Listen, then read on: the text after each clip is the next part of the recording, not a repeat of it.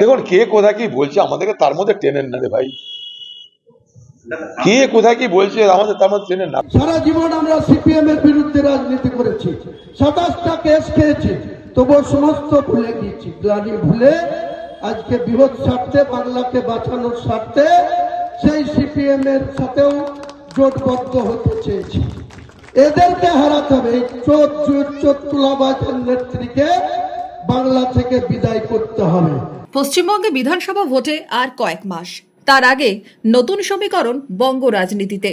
বৈঠকে সিপিএমের রাজ্য সম্পাদক মোহাম্মদ সেলিম, জনতা উন্নয়ন পার্টির চেয়ারম্যান, সাসপেন্ডেড তৃণমূল বিধায়ক হুমায়ুন কবির। বৈঠক থেকে ফিরে কার্যত আশাবাদী হুমায়ুন।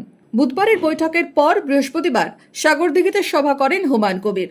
কি দাবি করলেন সেই সভা থেকে? কাল বৈঠক হয়েছে, সদার্থক বৈঠক হয়েছে।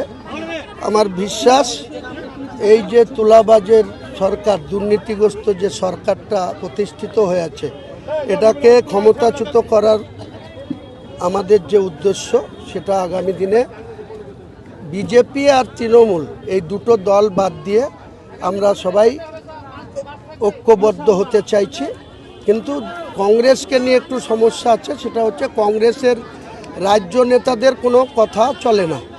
এদের দিল্লির নেতারা, রাহুল গান্ধীরা বা দিল্লির যারা স্ক্রিনিং কমিটি আছে, সেই কমিটির নেতারা যা বলবে তার বাইরে এদের কিছু হবে না। আমি রাজ্যের যারা নেতা আছে, রাজ্যের যারা তৃণমূলকে সরাতে চাই, ক্ষমতাচ্যুত করতে চাই এবং বিজেপিকে যারা রুখতে চাই, তাদের সঙ্গে এইসব ভাবাপন্ন মানুষদের সঙ্গে একটা সমঝোতা বা জোট সেটা হওয়ার প্রবল সম্ভাবনা তৈরি হয়েছে। এই ইস্যুতে সিপিএম কে বিধে ময়দানে নেমেছে তৃণমূলও। সিপিএম এর কমরেড মোহাম্মদ সেলিম রাত বিরেতে কোন হোটেলে কোথায় কি সব চলে যাচ্ছেন। এবার আমাদের তা নিয়ে সব বৈঠক নিয়ে তৃণমূল কংগ্রেসের কোনো মাথা ব্যথা নেই। আমরা উন্নয়ন, সম্প্রীতি, সংগতি এই দিয়ে মমতা বন্দ্যোপাধ্যায়ের নেতৃত্বে বিরাট ভাবে জিতে আসবো। কিন্তু এই অতৃপ্ত আত্মাদের চালচলন, এগুলো নিয়ে নানা রাজনৈতিক ছোটখাটো চর্চা ইত্যাদি হচ্ছে। আমি যত বলছি সিপিএম এর এসব আচরণ হচ্ছে একেবারে রাজনৈতিক দেউলিয়াপনার ভিক্ষাপাত্র হাতে বাড়ি বাড়ি ঘোরা। 2021-এর বিধানসভা নির্বাচনে এবং 2024-এর লোকসভা নির্বাচনে সিপিএম এর সঙ্গে জোট করেই ভোটে লড়েছিল কংগ্রেস। সেই জোটে ছিল আইএসএফও। যদিও সেলিম হুমায়ুন আলোচনা নিয়ে সাংবাদিকদের প্রশ্নে বেজায় চটেছেন প্রাক্তন প্রদেশ কংগ্রেস সভাপতি, বহরমপুরের প্রাক্তন সাংসদ অধীর রঞ্জন চৌধুরী। কার সঙ্গে জোট করবে আমি আর কি করব? সেলিম হালিম ডালিম করবে, আমি কি করবো? করছে এখন সেলিম ভাই হচ্ছে ওখানকার সেক্রেটারি, কি করবে? যায় না কি হয়েছে জোটের ব্যাপারে, আমি এসব আন্দাজে কি করে বলবো বলুন? দেখুন কে কোথায় কি বলছে আমাদেরকে তার মধ্যে টেনেন না রে ভাই, কে কোথায় কি বলছে আমাদের তার মধ্যে টেনেন না। আপনাদের মিডিয়ার প্রচারের জন্য আমাদের কেন ব্যবহার করছেন? আমরা যে জায়গাটা আছি দেখতেই পাচ্ছেন কোন জায়গাটা আছি। সেলিম হুমায়ুন বৈঠকের পর ঝড় উঠেছে সোশ্যাল মিডিয়ায়। মোহাম্মদ সেলিমকে কাঠগড়ায় তুলেছেন সিপিএম এর কর্মী সমর্থকদের একাংশ।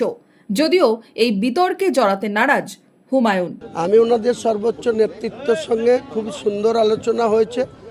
উনিও আমার বক্তব্য খুব সুন্দরভাবে শুনেছেন। প্রায় 1 ঘন্টা 15 মিনিট 1 to 1 আমি আর সেলিম সাহেব বসেছিলাম। আরও অন্যান্য নেতৃত্বের সঙ্গেও আমাদের দীর্ঘদিন ধরে আলোচনা চলছে। আমার আশা, আমার ভরসা, আমার স্থির বিশ্বাস, মমতা বন্দ্যোপাধ্যায় এই দুর্নীতিগ্রস্ত সরকারটাকে চাকরি হারাদের পাশে থাকতে এবং অসহায় মানুষের পাশে থাকতে, কর্মসংস্থান বাড়ানোর স্বার্থে যে সমস্ত দলগুলা আমাদের সঙ্গে সঙ্গ দিবে বা আমরাও তাদের সঙ্গে সঙ্গ দিয়ে এদেরকে এই দুর্নীতি করে খাওয়া থেকে বন্ধ করার জন্য। তবে সেলিম হুমায়ুন বৈঠকের পর রাজনীতির সমীকরণের কি বদল আসে সেদিকেই তাকিয়ে রাজনৈতিক মহল। Bureau report, Madhyabanga news. Manmohini health care, স্বাস্থ্য সেবায় অটুট শ্রেষ্ঠত্বের শিরোপা।